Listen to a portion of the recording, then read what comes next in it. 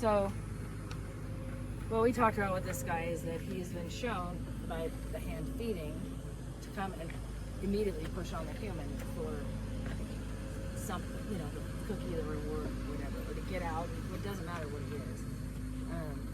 And he's been trained with those techniques of using force and pressure, or pressure and release, however you want to put it. It's the same thing. So we want to show him, without it being about him, without threatening him, how I can take some space so we can actually get in the gate if we wanted to without worrying about him running out or having to tell him to get back. And so Tom Dorrance, this is Tom Dorrance, killing rattlesnakes. So you just look, you know, you don't look at the horse. He would do this with his hand and snatch a gold coin out from under the horse's foot and it would jump back. There's no gold coin under there, but you wouldn't believe the response he could get without having to use a whip or a rope in the way that you would think about this. So number one, don't ever look. Even when I'm lunging them, that is the most obnoxious amount of force. If I want you to move and I'm like, how are you gonna feel about that? It makes your whole body like cringe and tense up. So there's a couple of reasons that's inappropriate, and it's really important to understand. Aside from the fact that it's completely annoying and rude, if I need you to go over there, I would actually be like, oh, excuse me, Gabriel, and you would likely even prepared to slide over if I actually needed to get back. The way I explain this too is if you can imagine being on the crowded streets of New York, there's those people that push their way through the crowd like that, and there are people that either get out of their way or that push back, and then they happen to get in an altercation or walk away doing that or whatever. And then there's people that just navigate to where they're going. And if you look where you're going, like say I needed to get to my tack room, which is the gate that I needed in airport. Airport's crowded, I'm running late. If I'm looking for the gate, you know, and just going to the gate, people are gonna get out of my way. Oh, that woman is late, let's move. You know, they'll just move. But if I go through there like, get out of my way, I'm in a hurry, oh my God. You know, people are gonna be like, shut up, like, and probably make it take twice as long. So this pressure and release is actually a fallacy. To put pressure on a horse when they have absolutely no idea what you even want, because they didn't actually incorporate education first. It just became, we put pressure on until you do what you want, and then we'll take the pressure off. And, oh, we'll reward the slightest try and try to make it sound kind. Well, if I tell you, I need you to come up with the word for tractor, blue tractor, in Russian. So Russian is Soviet. And you have no idea how to say that. I don't care how much pressure I put on you, you're never gonna get the right answer. I could put you through that iron fence and beat you into your death with a rock, and you're not gonna get the right answer. The more pressure I put on you, the harder it's gonna be to think. And the easiest way to have somebody understand that is to ask them something simple, like what's 2 plus 2? What's 2 plus 2? 4. What's 2 plus 2? 4. What's 2 plus 2? 4. What's 2 plus 2? 4. What is 2 plus 2? This is what we're doing to the horses. Eventually you're gonna be like, fuck, 6, 5? I don't know, just please stop. Next is gonna be this. Come on, it's not the answer I want. Well, it's when I thought that it was right. You know, you thought that was right, what if it's not? They don't know. They have no idea, because we didn't tell them anything first. We just said, if you don't do the right thing, this is gonna get louder and louder and louder and meaner and more and harder.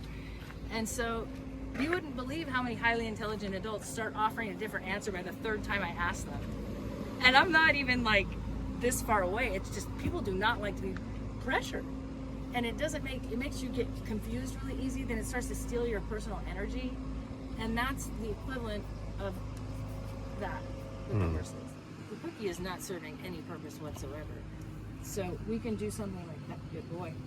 So that was what I called just making some good boy. So each time I did that, he moved a front foot. He moved it back. The front foot, and moved it back. So I don't need him to go to the farthest corner like he's a savage beast.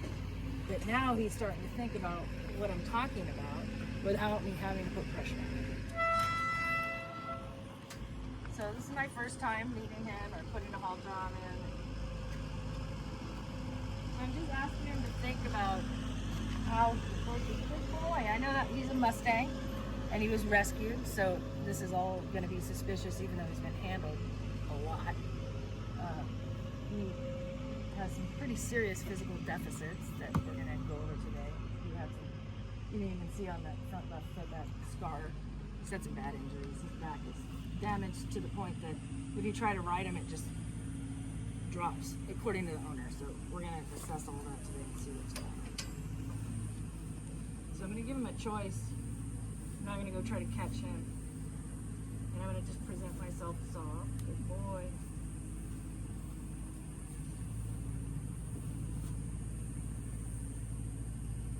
Good boy.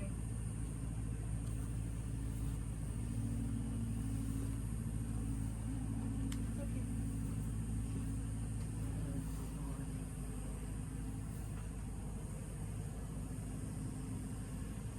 So I always keep, if I'm gonna not be completely equal, I keep my weight on the outside leg, keep my body real soft to him so it doesn't feel like I'm pushing into him.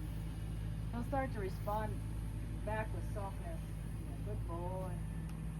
Yeah, good boy. I know it's not even your halter either, it's this suspicious foreign green thing that doesn't belong to him. It smells like others. Good boy. What a very good boy tonight. I know this is very suspicious of things. It's okay. This fits you perfectly. How did I know? And it looks splendiferous on you. I must say, green is a good color for you. I know. I know. I know. So instantly, even with his head, he wants to push. He's not using it like outright as a weapon, but everything in him says push on the human. So I'm just going to show him. Oh no, he's so out of balance, and because his back end is so weak, he's using his front feet like a crutch or a pogo stick just to lean on. See, all his weight is on that right front. Can I go over there? Yeah, absolutely. Wait, I know. There's an extra human. You know, good boy. So that's very good. So we talked about last night the float in the rope. So this is opposed to pulling.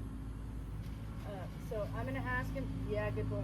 So I'm going to use this. He's responsible for keeping this much float in the rope. So it shouldn't go tight, shouldn't hit the ground. So I'm going to ask him to back up through his front right foot. Good.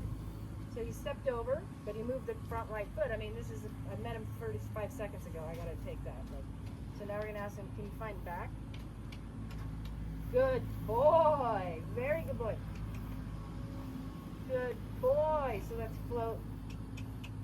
So that's delightful. Why would you want to take that away? I know flies are very annoying when you take care of all that business. Why would you want it? So he chose to back up a little more, so I gave him to maintain the field. Now he's licking his lips out and he's standing over there. He's not pushing on me. First time, not pushing. Good boy.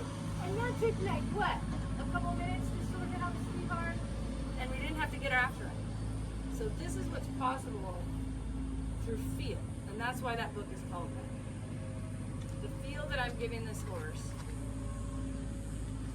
If you think about it like a computer, I'm downloading a feel to him.